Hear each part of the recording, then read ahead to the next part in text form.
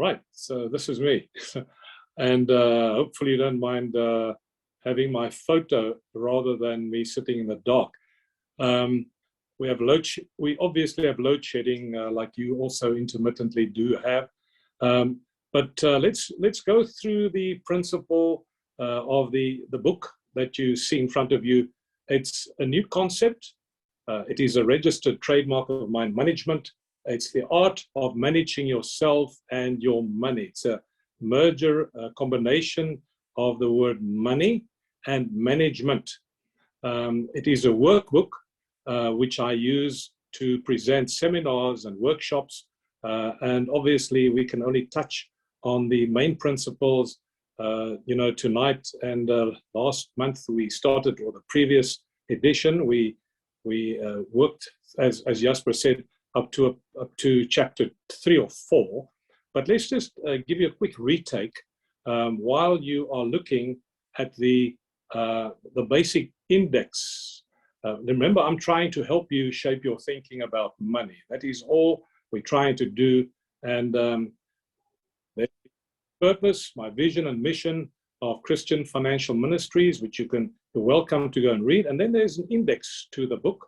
And as Jasper has said, you can download this book from Amazon, the ebook, the Kindle version.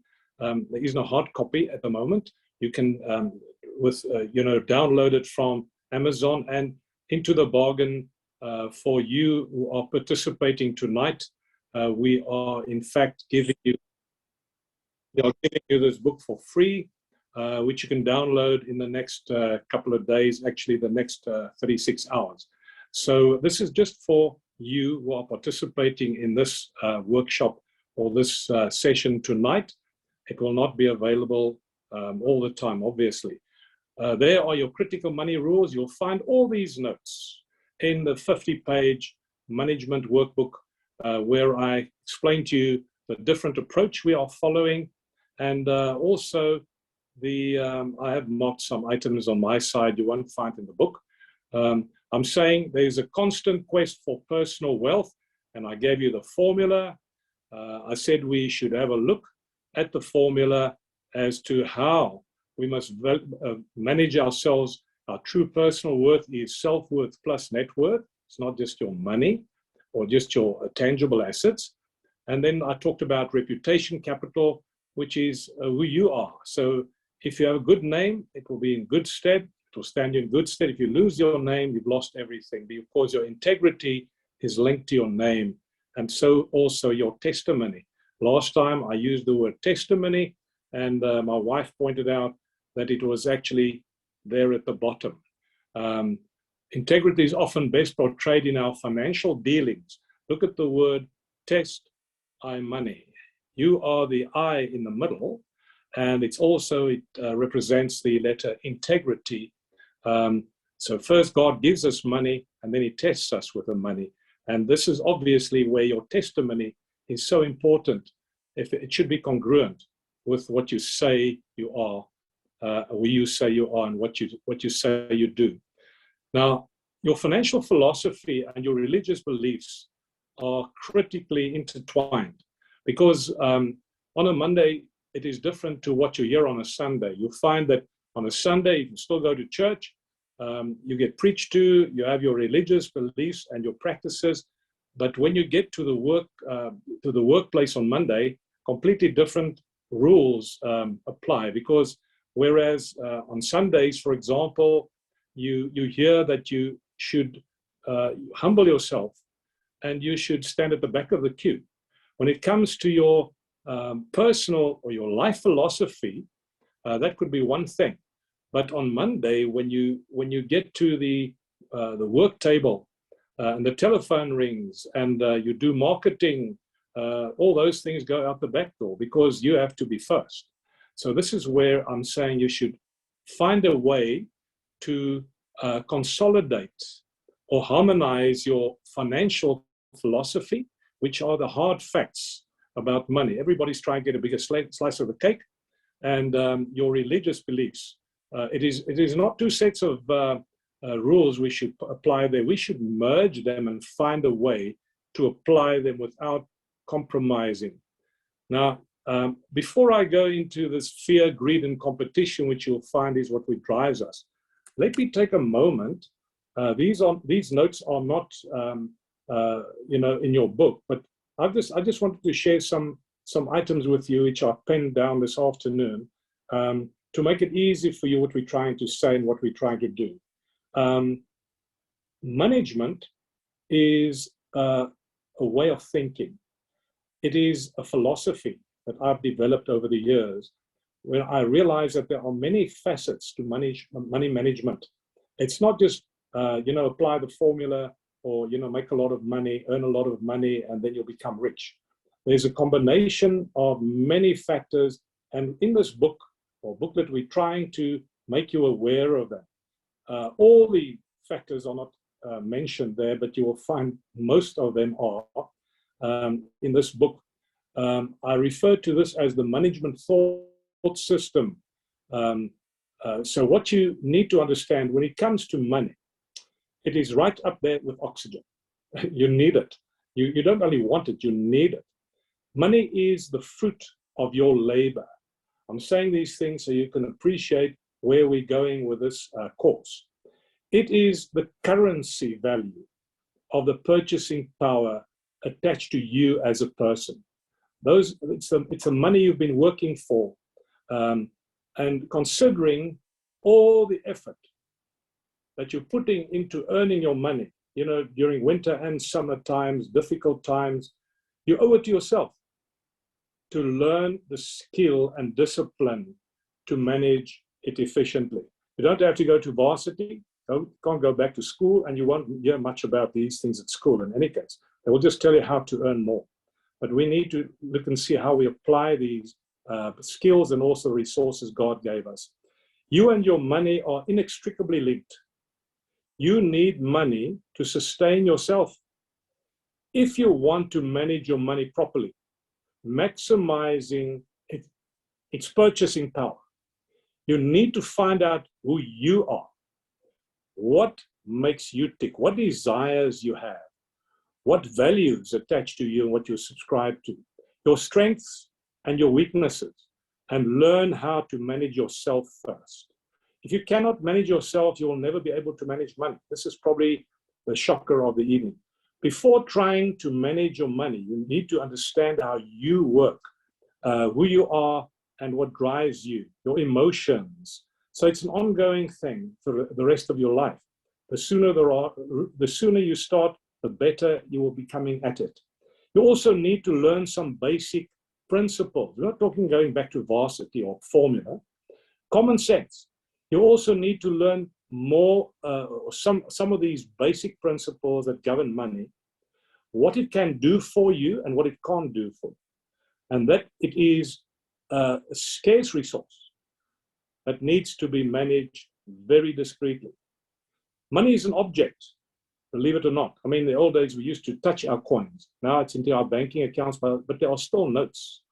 Money is an object. It's nothing spiritual. You and others are always more important than money. I think that's a golden rule here. People are always more important than money. It is subject to physical and scientific and mathematical laws, for that matter. And I call it the physics of money. Maybe you've never heard about this, but this is where I come from. The physics of money is what drives your money management principles.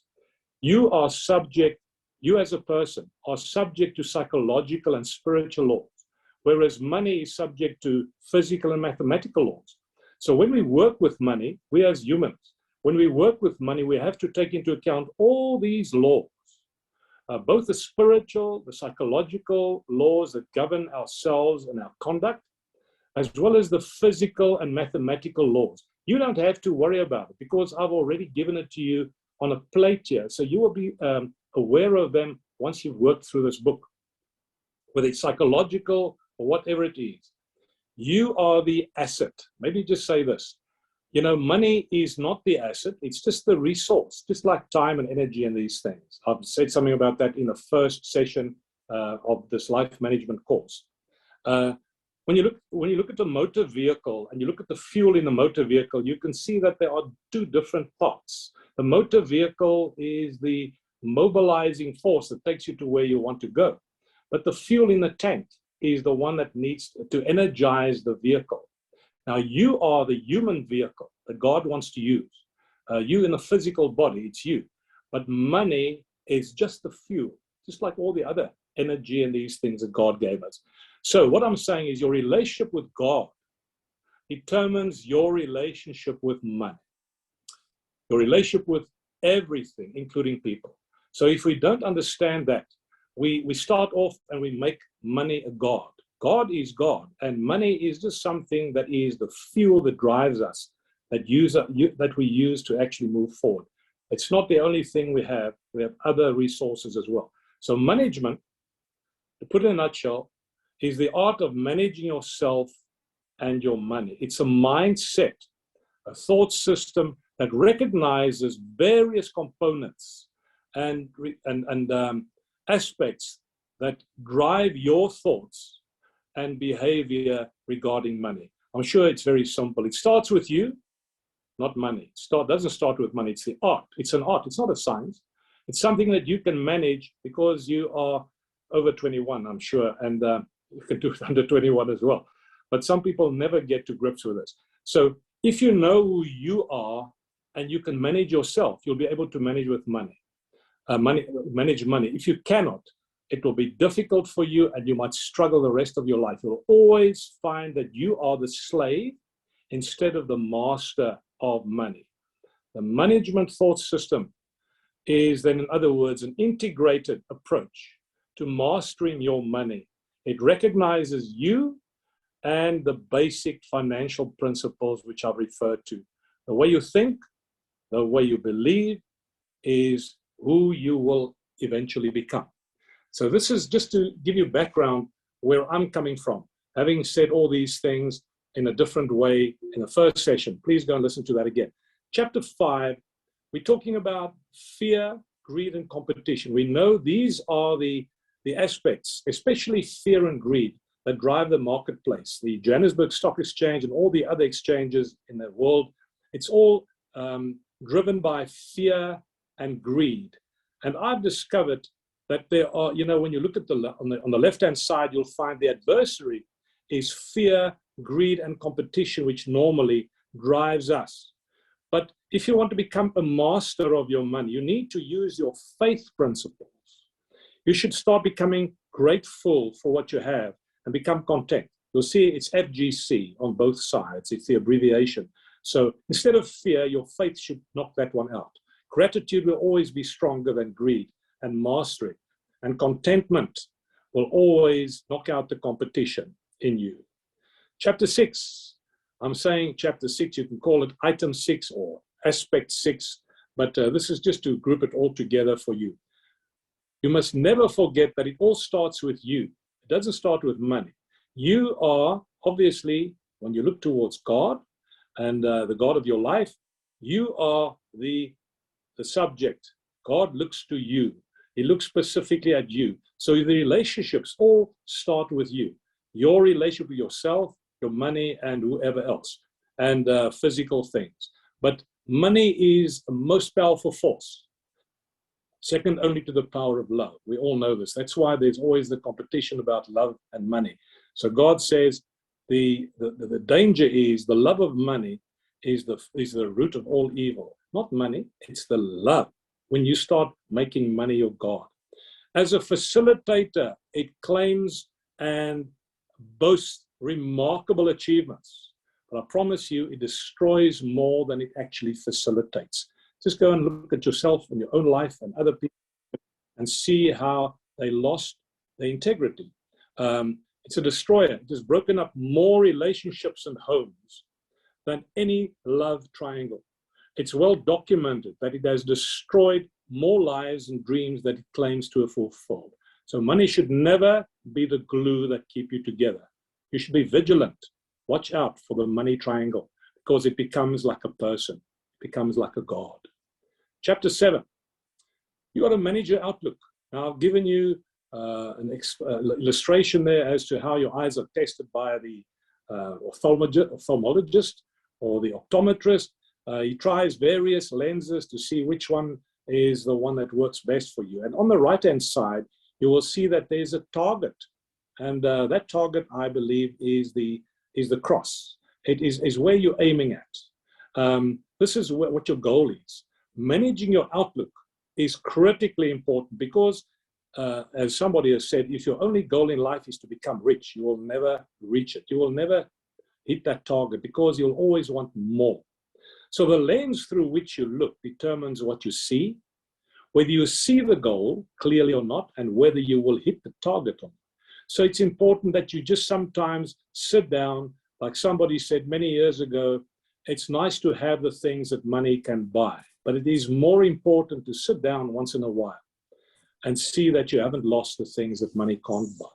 So have a look at your values. Look at what you're aiming for in life, what your goals are, and look at your lenses. Through which lens are you viewing the world and the purpose of your life? There I've given you an example of two examples as to where money becomes your main focus. And you'll see all the different little subsections. When you look through money, you look at yourself through the lens of money, your spouse, your family, your religion, talents, sport, everything else, your goals, your quality of life, your work. And then there is, we once in a while, we think about Matthew 28:19, where Jesus says, you've got to aim to move, be mobilized, and witness. He says, go and share the gospel of Jesus Christ. Now, not only the gospel of Jesus Christ, the value system that you have. So go and share it with people. Now, see what I've done here. I make this the master lens. Matthew 28:19. I call it the M28:19 highway in my life. If you go through that lens, go and see what Matthew 28:19 says. It says, and I've grouped it together, it basically means go, teach, or witness, testify, and people will be healed. Then you look through that lens and you'll see how things change dramatically because your focus is different. Chapter 8. I want to try and get this back to normal, but somehow when I pinch it, it doesn't. There's nothing Jasper can help me with now. That's interesting.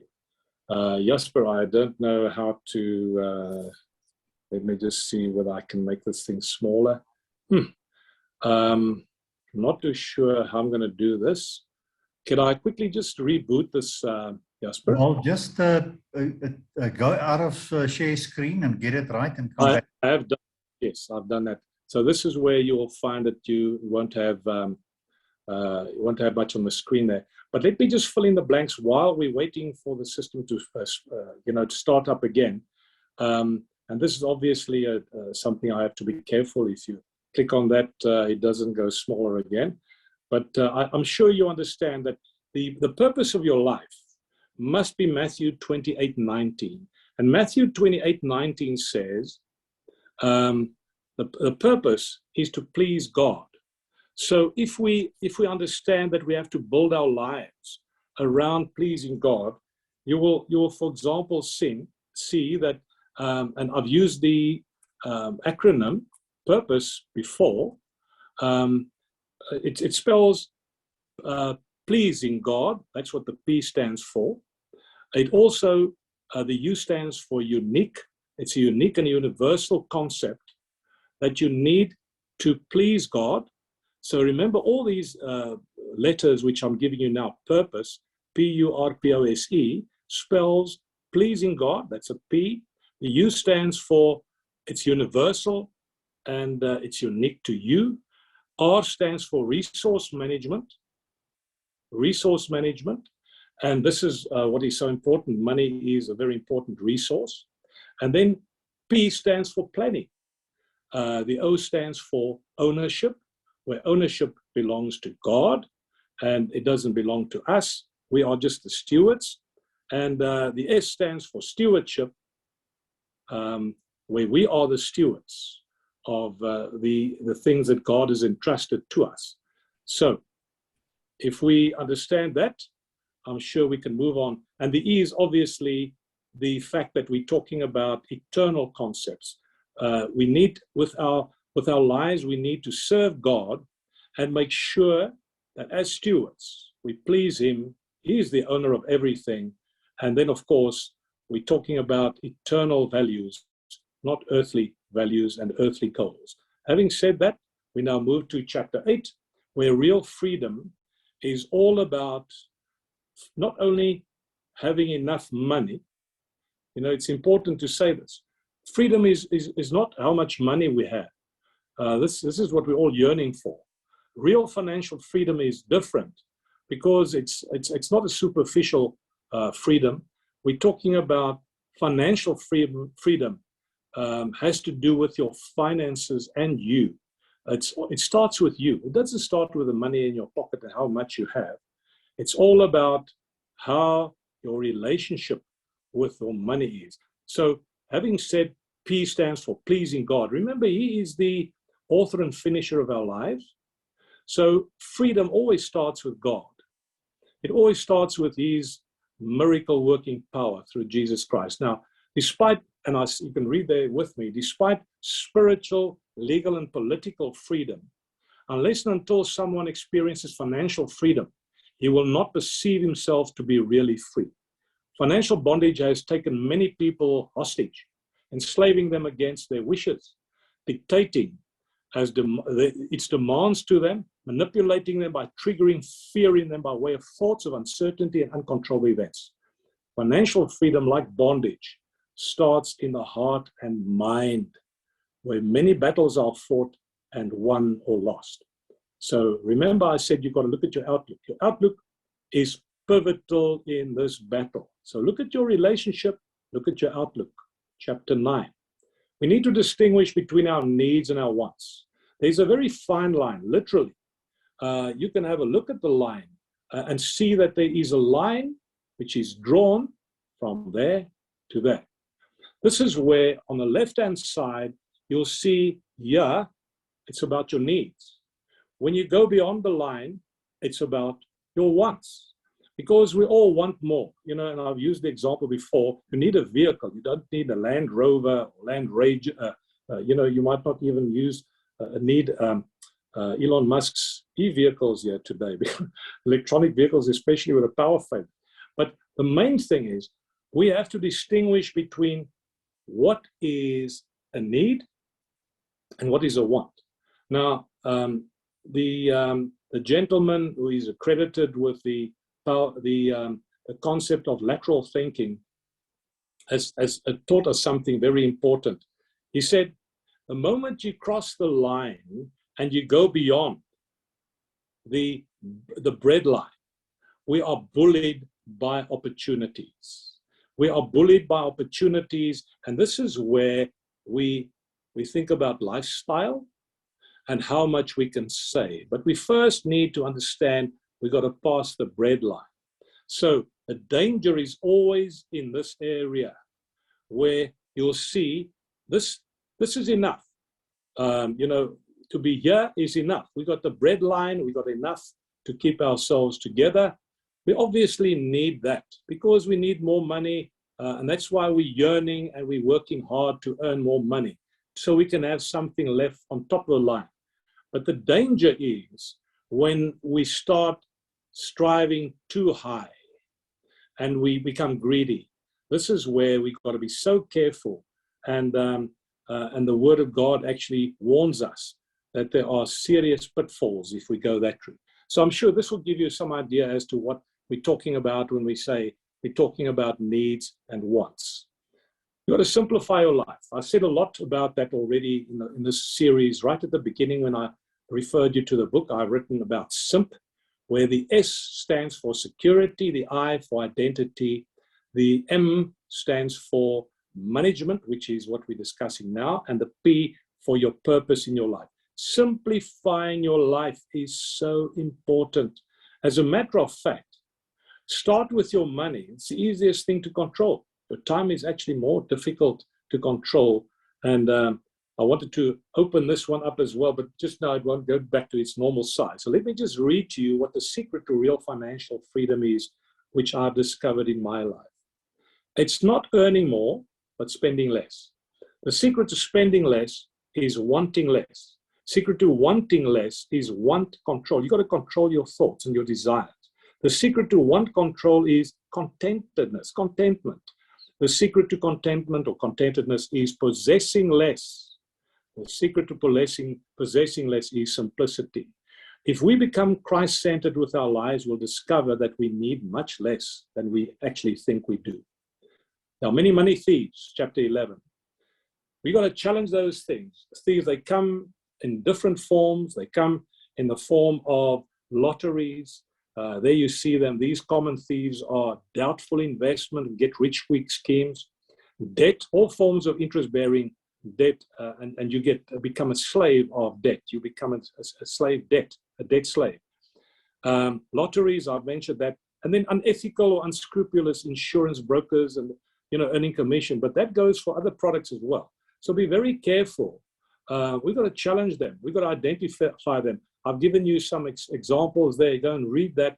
Uncontrolled desires, covetousness, fear, greed, excessive competition, ignorance, gambling, opportunism, where somebody says, you've got to sign here. You cannot afford to miss this opportunity. We call it FOMO, fear of missing out. Chapter 12, just touching on the principles, debt. There is, you see that, there's a graph, a disposable income graph. Now, this was written many years ago when debt repayments only comprised 60% of our disposable income. Now, that's disposable income is the money that you earn after tax. Your 60% those days went to your debt servicing. It's completely up now. It's closer to 70%, 70%. That's why you can't have money to give to charities, a tithe or whatever. And you've got to come out with the living expenses at 30%. Now, can you imagine if you had all 100% back in your own pocket and you can control that?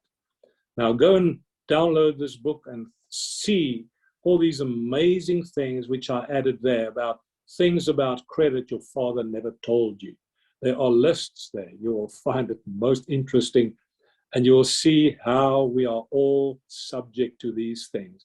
I'm saying there, the most effective form of personal debt management is to resolve not to incur any new debts for the foreseeable future. That is debt avoidance, and to set yourself a realistic time to pay off your existing debts. Next time you take up new credit, think of the consequences before you leap into the contract or sign that credit card slip. Okay, there's an example of how interest can eat up your money. Chapter 13. Now, this is almost sounding like living. When we say living with debt, it sounds like we've given up. Having AIDS is one thing. Living with AIDS is another thing. Now, having debt is one thing. Living with debt and managing your debt is something we have to get used to until we get out of debt. So there, I've given you some wonderful thoughts and ideas which are foolproof. They've been proven over 26 years since I wrote my first book about debt, Debt Trap or Debt Free in 1996, which became a bestseller. Living with debt, managing your debt is critical. Let me explain this.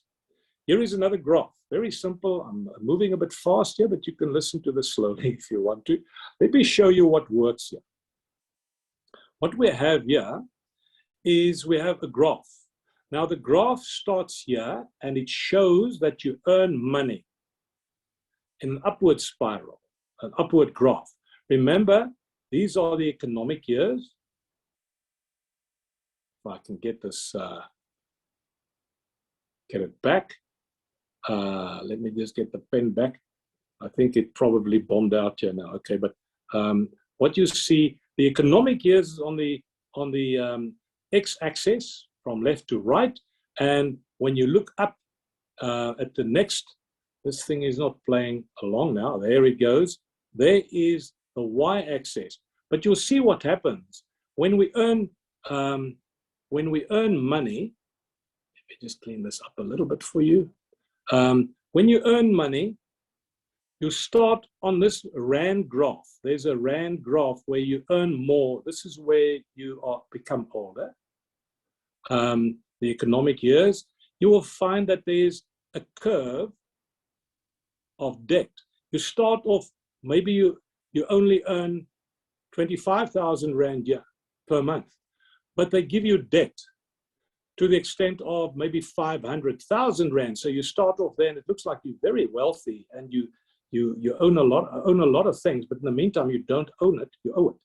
So this graph is, it will never come together if you continue working and living like you do, because see what happens.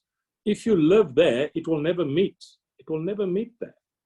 So the key is, in fact, to curve it back. So your desires, this is a desire curve. This is your earnings curve. So in between, you find that there's a gap which we call the debt gap. This is where you are living. This is what makes you look so finished, so wealthy, and in the eyes of people out there. And we also try and compete with people we don't know. Look what their balance sheet looks like. We always see the assets, we don't see their liability.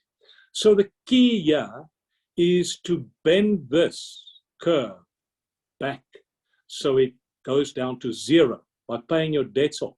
And see what happens when you do this. There will be an area where you start growing assets, because you will also discover that when these two graphs meet, it could be 10 years before you retire and you actually start achieving your goals, and you become, I wouldn't say wealthy, but at least you become independent. I'm sure this will help you a lot. I'm going to refer back to that quickly when we get to the end. So how do you get out of debt? Well, that's a long story. It takes some people years, and sometimes they never get out of it. But you don't need to be a rocket scientist to get out of debt. You just need a strategy and commitment, discipline. So you need to be honest about it. You need to, as I say, I've written a book called Debt Trap or Debt Free, which will help you a lot. And we'll also talk about this in a future session before the end of the year. But as you can imagine, there are so many wonderful things to talk about when we talk about debt management and managing your life God's way, that we won't be able to do that in half an hour or even an hour for that matter. But here's the clue. Start to become totally debt-free. It lies in the following simple formula or approach. First, stop making new debts, and then begin settling the old debts and have a strategy. Chapter 15. Once you've tasted debt-free living, I will promise you, you will never, ever go back to living in debt. It's like a new life opening. It's parallel to the salvation that Jesus Christ has brought to us on the cross. Because you become free, you can enjoy life. You don't live beyond your means. You service your needs, not all your wants. Somebody once said, God supplies your needs, not your greed. So keep that in mind. And be very, very careful about this. Be very, very careful. This feelings. You will not believe how you get drawn into situations because of your feelings, your emotions. Don't be emotion-driven. Be mind-driven. That's why I'm talking about your thoughts, because you will become what you think and what you strive for. Written a book, and you've actually seen that, The Money Rules. It's also available there. I'm not marketing any of my books. I just want you not to miss out by missing these things. The Money Rules is something that we can all appreciate. And if you don't know the money rules, it will always rule over you until you discover what they are. And then something wonderful will happen. You start living debt-free. Okay, I've got 3 or 4 minutes to run through the rest of the chapters because we are limited in time. Planning is a process. Please go and look at my definition of planning. It doesn't happen automatically, just like a house doesn't automatically get built. There are calculations. You're going to know where you're going. Let me just show you. Money, time, energy, intelligence, skills, and talents and opportunities are the basic smaller plans that go into your life management.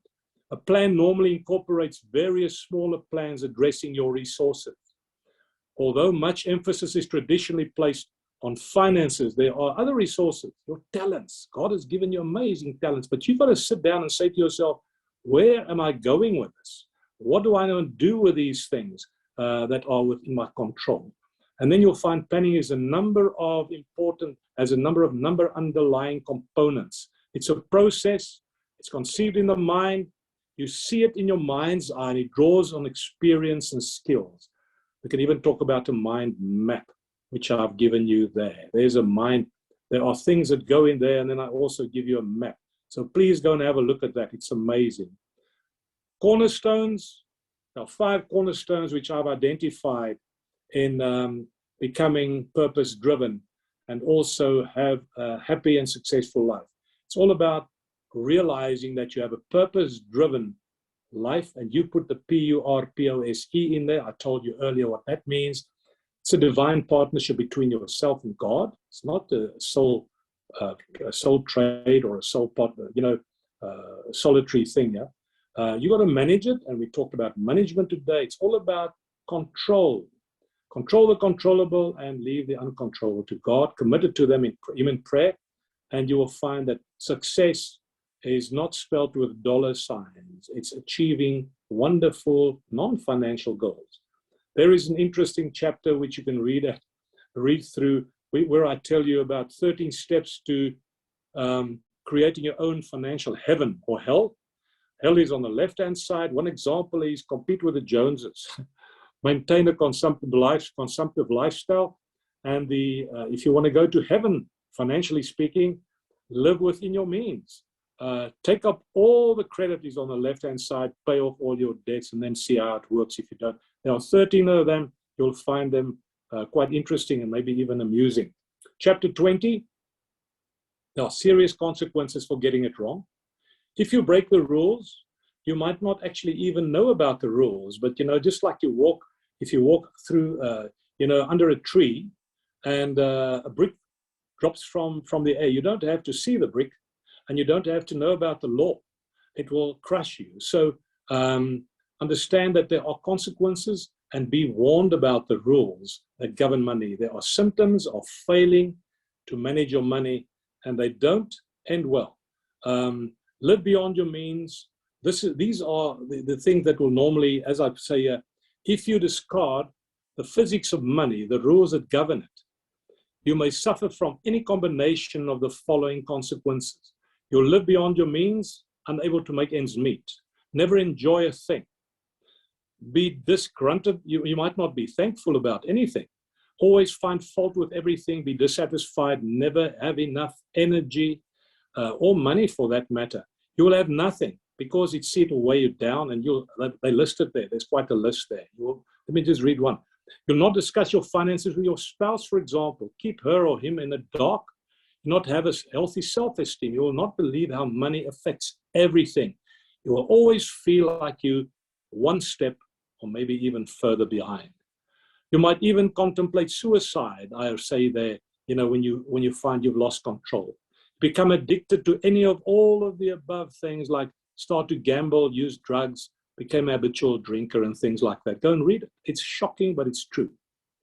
And now in between there, as I conclude, Chapter 21 has got a wonderful clue and a secret there about forgiving. We have to understand that the key to becoming debt-free is to, in fact, start giving. You have to forgive, and you have to start giving physically and also start forgiving people. And you'll find that it's all rooted in Matthew 6, verse 12. The Amplified Bible says, and forgive us our debts as we also have forgiven or left. Basically, we've actually forgotten and let go of these debts. And have given up resentment against other people, because you see there's a resentment that comes with debt. Forgiveness is in the center of forgiveness, of freedom for that matter, sorry. Forgiveness is in the center of freedom. And there are two sides of the same coin. I call it debt and guilt. They go hand in hand. And I believe that debt refers to the unique obligation or relationship of indebtedness, whereas guilt obviously is a debt relationship, emotionally speaking, emotional result of bondage that prevails between a debtor and the one that he or she owes the debt to. We must practice forgiveness daily, financially and emotionally. It is more blessed to give than to receive. That's what Paul refers to when he talks about, he says, like Jesus said in Acts 20, verse 35, he says, it's more blessed to give than to receive. Chapter 22, you've seen this before. There is the big picture. You can test your eyes, see where you're going, what are your goals, and how they are interlinked. If you want to know how to escape this slavery, if you thought about these principles, this book is not available on the internet yet. At some stage, we'll put it there.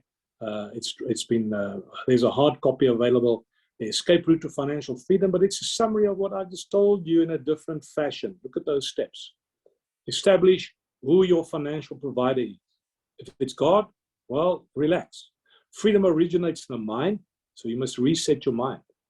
Deal with your fears. Don't try and buy yourself out of fear. Determine the purpose of money, what it can and what it can't do for you. You'll find it in the beginning of this booklet. I give you examples of what it can and what it can't. Determine your own true value, and you'll find that you are worth much more than money. Determine the purpose of your life. Become detached. The way I say this and I see this is ask God to take you away from your possessions before they are taken away from you. Simplify your life. Know and respect the money rules. There are many. Stay out of debt is just a simple, easy one.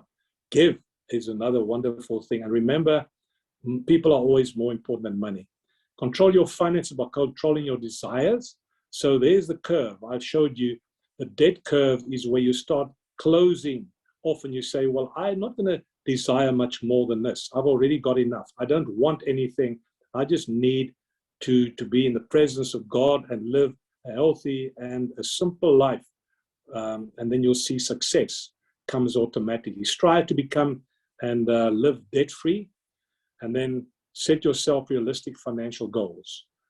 And finally, I've learned when we start thinking about dying empty, giving everything away, not the finances only, but what you have inside of you, your talents, sharing it with people, you will become a much more valuable person. And the rewards, this is the last chapter, the rewards are amazing for getting it right. Let me just say one or two of these things and go read it yourself. You will enjoy most of the following fringe benefits, which I call, or rewards, for taking the trouble to mind your money. You will enjoy peace of mind about your finances and improved quality of life, because your mind will be at ease and at rest about money and things. You will have a handle on knowledge of your financial situation and what you can and cannot afford to do. And then at the end of the day, when you get to the last item I've listed here, you'll see I say, you sense you are one step ahead.